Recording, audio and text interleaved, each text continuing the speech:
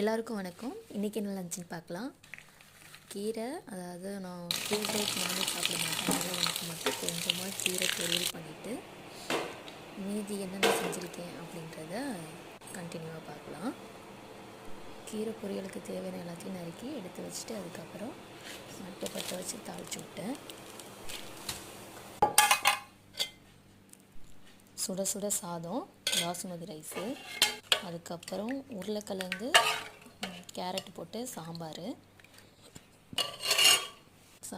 அப்புறம் எனக்கு மட்டும் செஞ்ச கொஞ்சோண்டு கீரை.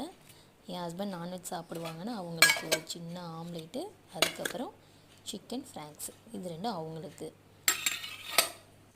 அவங்களோட டிஷ்ஷை தனியாக எடுத்து வச்சுட்டு நான் மட்டும் வெஜிடேரியன் ஃபுட்டு சாப்பிட்றதுக்கு ரெடி ஆகிட்டேன்.